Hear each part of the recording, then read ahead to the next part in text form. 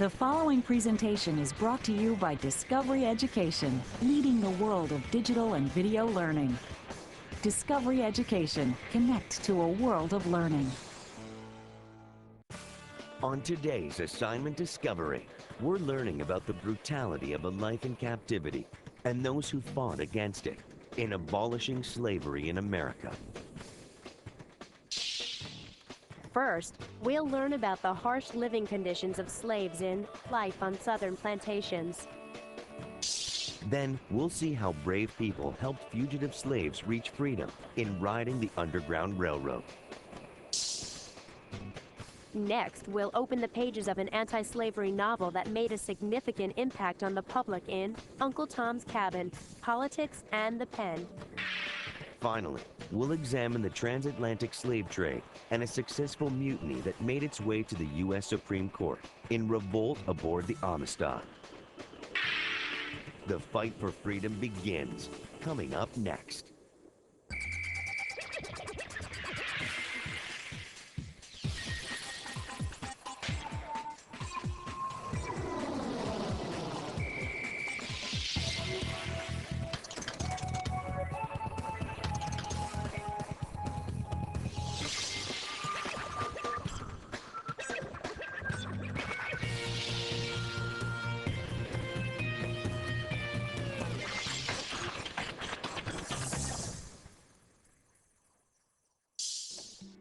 As you watch the first half of this program, keep these questions in mind. How was life difficult for enslaved African Americans? How did workers on the Underground Railroad help slaves reach freedom? Slavery transformed the southern United States in the 19th century.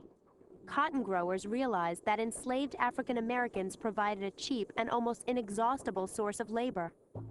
Many slaves faced a life of backbreaking work, violent abuse, and constant dehumanization. What was life like for slaves in the United States? Just their journey to this country through the Middle Passage, they were put in the smallest of quarters on ships. They really didn't have much food. They had to work all day out in the sun. Their owners would lash them if they didn't do their work. Families would be separated, sold to plantations in the Deep South. In addition to all the pain and suffering they had to endure, I believe that the most powerful effect was that of the loss of identification, both physical and mental.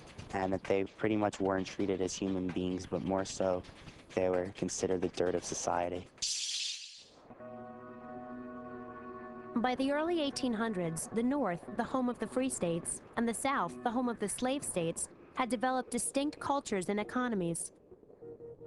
While the northern cities became industrial, the economy of the South continued to rely on agriculture. In the late 1700s and early 1800s, the South received a sudden and dramatic economic boost by an increased demand for cotton.